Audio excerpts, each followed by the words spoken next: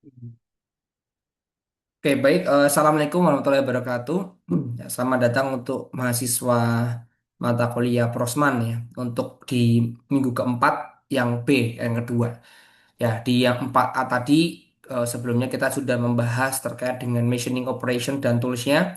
Sekarang kita membahas terkait dengan metal forming dan book deformation. Ini menarik buat dibahas karena hampir semua hal itu melalui proses metal forming juga ya, pembentukan metal. Ya. Dan karena ini sifatnya asinkronus, jadi saya akan jelaskan secara singkat, padat dan jelas. Untuk nanti contoh-contoh lebih detail dan video teman-teman bisa cek pada Classroom maupun di video di YouTube ya untuk menjelaskan lebih detail. Jadi metal forming ini by definition digunakan sebagai salah satu large group manufacturing process. Jadi kalau dia besar ya, prosesnya itu besar ya, baik ukurannya, dimensi itu kita bisa menggunakan ini. Dan apa namanya? Di sini ada sebuah istilah the tool usually called a die. A die ini maksudnya cetakan. Jadi kayak ada apa pola lah yang digunakan di situ. Ya, dan nanti digunakan untuk membentuk juga tapi dengan geometri yang khusus. Ya, dan kita pernah membahas di week pertama ada namanya stress in metal forming. Jadi bentuknya itu nanti ada rolling, ada forging, ada extrusion. Rolling itu berarti kan muter ya, bagiannya itu diputer. Forging dia di forge berarti dipukul. Gede, alatnya bisa gede banget tuh. Extrusion itu didorong, bisa ditarik, bisa didorong untuk membuat jadi panjang. Dan ini bukan hanya memilih salah satu toolsnya, tapi juga digunakan untuk ketika teman-teman akan menentukan apa namanya jenis bendanya apa mau diapakan. Itu temannya. Ya, jadi kalau kalian mau set metal bisa lihat tensile stressnya, terus bagaimana dia pergeserannya. Karena kalau kayak karet ya, kita nariknya terlalu panjang itu bisa lepas atau putus. Nah, ini material propertiesnya. Jadi kita perlu tahu namanya low yield strength. Yield strength itu paling pucuk nanti ada gambarnya. Ductility ini berarti ulet ya, keuletan. Ya, berarti dia harus bisa kemudahan untuk dibentuk itu juga ada ductility proses. Oke.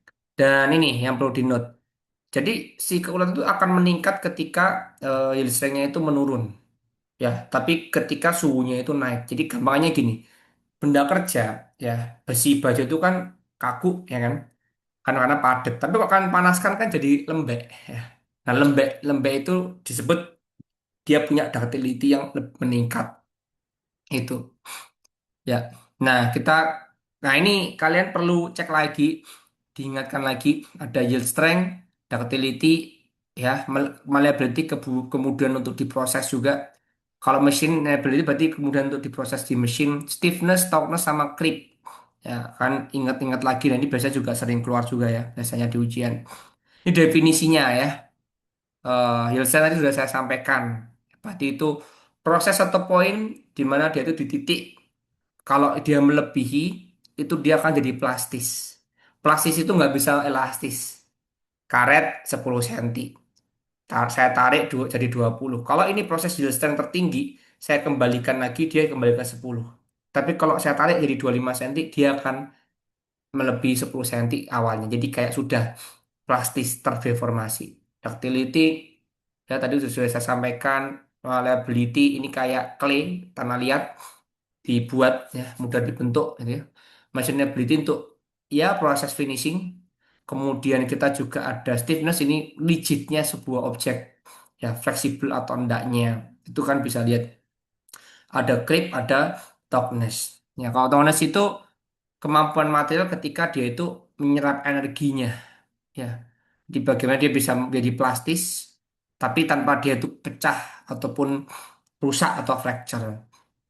Nah, di dalam metal forming classification kita belajar ada book deformation sama sheet metal working. Hari ini kita belajar dulu book deformation. Jadi kita belajar ada empat, ingat-ingat ini. Ini sampai dari dulu sampai sekarang materinya masih dipakai. Teknologinya memang berkembang, tapi prosesnya masih sama. Rolling process, forging, extrusion, wire, and bar drawing. Ya, di sini kita lihat ya, sudah sama sih, saya next saja. Nah, kalau rolling process itu macam-macam sekali bentuknya ya. Jadi dia bisa untuk menggabungkan, kalau kalian pernah buat roti ya atau mungkin adonan roti itu kan sering dikasih atas di rolling, diputer. Kayak pastel ya, buat pastel itu sama persis, cuman ini metal. Ya, nah itu lihat, dia bisa ngurangi apa? Ngurangi benda kerjanya. Jadi kalau di sini memang diameternya sekian, dia akan terkurangi. Tapi otomatis ketika dikurangi dia akan menjadi panjang kan gitu ya. Itulah proses rolling. Dan tentu itu si apa lingkarannya tadi, rollernya itu dia akan bisa diatur naik turunnya, dia akan berputar dan dia bisa menyempit sehingga dia bisa mengatur kecepatan dan kadang itu dia muterkan sambil gerakan si materialnya. Jadi ketika dia muter ke sini, ini muter ke sini, ini dia akan menggerakkan arah materialnya. Itu yang menjadi keunikan ya. Oke. Nah, ini kan bisa lihat, pelajari aja nanti kata kuncinya bisa hot rolling maupun cold rolling. Simpelnya gini, hot rolling itu digunakan untuk apa ya, deformasi yang besar. Ya, karena kan tadi dia perlu diangetin dulu biar mudah dibentuk dan diproses. Kalau cold rolling dingin, ya, jadi dia eh, memang toleransi lebih. Jadi kalau benda dipanasin itu dia toleransinya jadi gede banget. Tapi kalau kalian pengen tetap spesifik, tetap bagus itu yang cold. Ya, tapi itu harus apa namanya? Harus kuat tuh pemotongnya dan seterusnya. Nah, ini kalau zaman dulu rolling mills ya besar sekali. Bahkan kan bisa bikin seperti ini rolling proses. Lupa kenapa itu bisa jadi I ya Pak ya. Wah, kenapa itu bisa jadi seperti apa namanya bentuk kalau mungkin kotak mudah ya bilad ya. Jadi ada istilah itu bloom slab bilad ini kalau di industri ya. Bloom yang besar, slab itu agak kecil tapi dia nggak seperti balok kotak gitu. Dia lebih ke agak pipih ya, tapi tetap gede ya, tetap tebal sama bilad. Nah lihat kombinasinya luar biasa banyak. Ada yang two high, three high, four high, cluster mill, tandem rolling mill. Tujuannya beda-beda, teman-teman. Kalau ini kan bisa lihat, ini dari tebel sekian, mulai tipis, ini semakin tipis. Kalau ini kenapa jadi dari dia numpuk dua? Karena biasanya benda kerjanya itu cukup keras. Jadi diperlukan gaya yang lebih bagus atau lebih tinggi, tapi dengan energi yang ringan.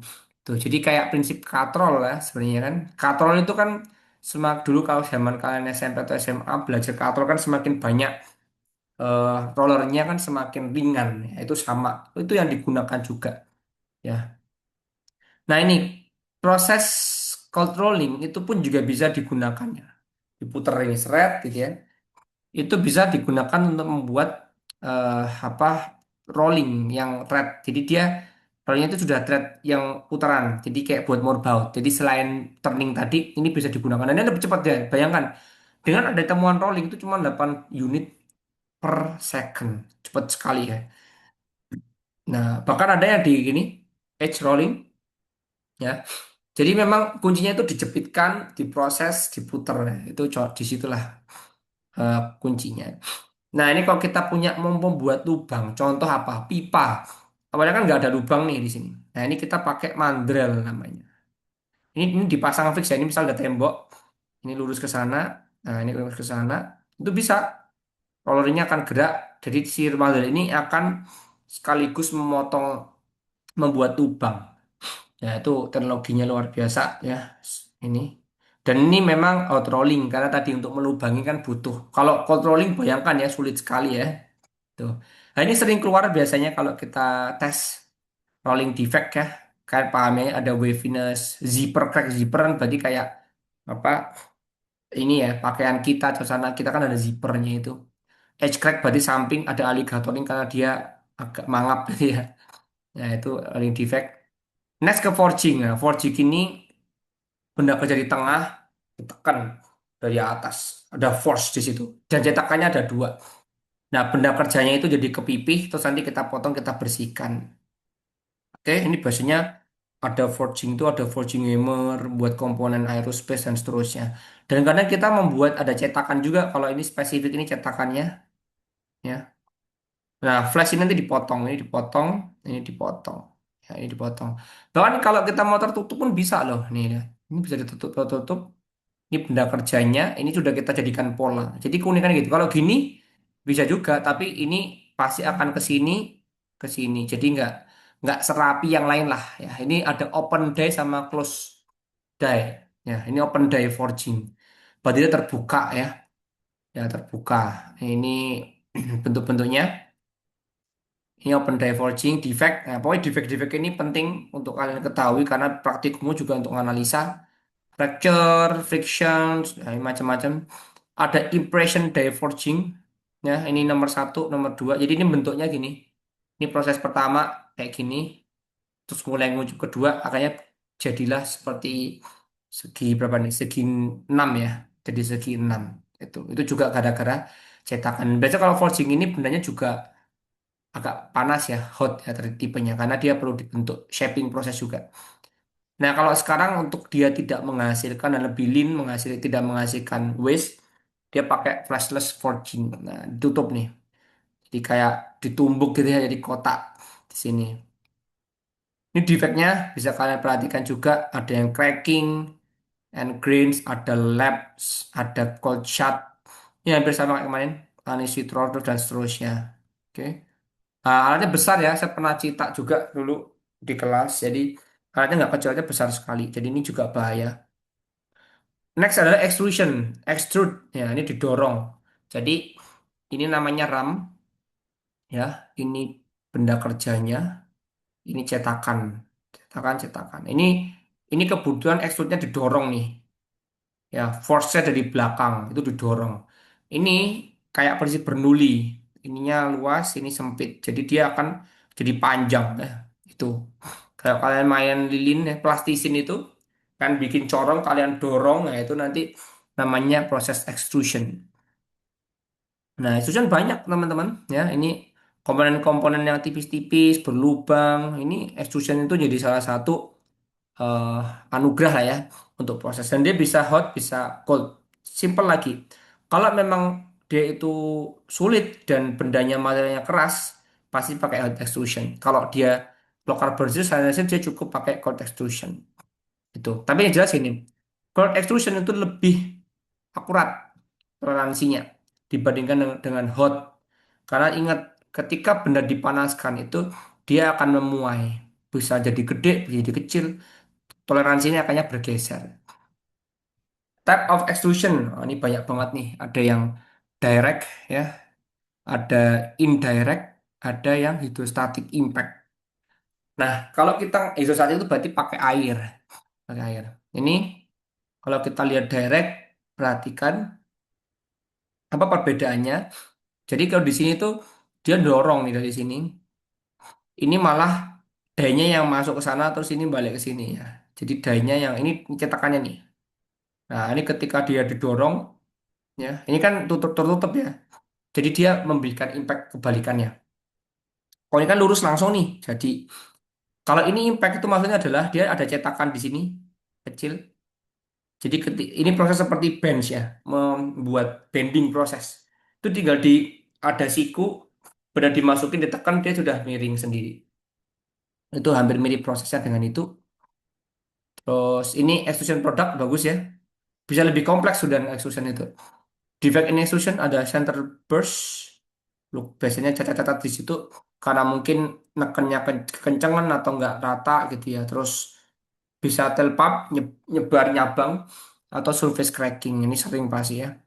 Nah, ada wire and bar drawing. Namanya wire and bar. Wire itu lebih kecil. Kayak apa namanya? Kawat. Nah, itu wire drawing itu. Drawing itu narik ya. Narik. Kalau tadi extrusion itu dorong. Extrude dorong. Drawing itu narik, lihat posisi F-nya.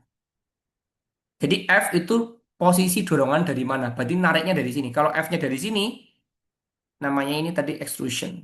Itu bedanya, teman-teman. Nah, V ini arah itu prosesnya ya, dia kemana gitu ya. Oke, ini drawing. Nah, kalau wire drawing small diameter, bar drawing itu large diameter. Dan dia memang bagus ya, permukaannya ini luar biasa lah. Ya, nih, equipmentnya, penarikannya. Nah, ini kalau kita lihat kenapa without mandrel? Tadi ingat, mandrel itu kan buat lubang. Kalau without mandrel, dia udah lubang dari awal. Ini udah lubang dari awal. Jadi tinggal menyempitkan saja, menyesuaikan dengan ukuran diameter yang kita inginkan. Ya, oke. Nah, kalau dengan mandrel ini ada yang fix. Ini tadi ngunci di apa namanya? Oh, dinding misalnya, terus didorong. Bisa pakai mandrel bisa, tergantung matiannya. Ada juga floating plug. Ini anu ya. Dia dimasukkan terus dia di sini itu ngambang. Kok nggak lepas Pak gitu ya? Karena memang di sini dia muter dan tekanannya kan ini kan ditarik ke sini, naiknya ke kanan ya. Sehingga di sini dia akan di sini juga tarik kanan, tarik ke kanan. Sehingga dia tidak selalu ngunci. Nah, tapi mandel itu bisa buat lubang. Kalau di sini dia di sini untuk merapikan juga, nggak cuma buat lubangnya, tapi merapikan lubangnya juga, ya. Dan kalau nggak ada mandelnya ini bisa jadi miring. Itu yang jadi pertemuan ya biasanya. Jadi kalau nggak ada mandelnya ini, itu kadang di sini terlalu turun. Jadi gini, biasanya. Nah, yang ini, nah jadi kayak ini antara diameter di sini dengan di sini bisa berbeda. Itu yang terjadi, teman-teman ya. Ini bulk deformation process. Tadi kita udah belajar banyak hal ya untuk review. Jadi mulai dari kompleks yang berlubang, threatening, ya. Tadi ingat ada empat tadi ya, ada proses-proses dalam bulk deformation yang terutama kita masih bicara yang belum yang sheet metal working. Sheet metal working itu berarti nanti lembaran. Kalau ini bulking, gede-gede ya, slab dan seterusnya tadi itu. Ya, itulah yang bisa saya update dan sampaikan ke teman-teman. Lebih jelasnya silakan bisa melihat beberapa video yang sudah tersedia di Classroom, eh, berbagai contoh yang ada.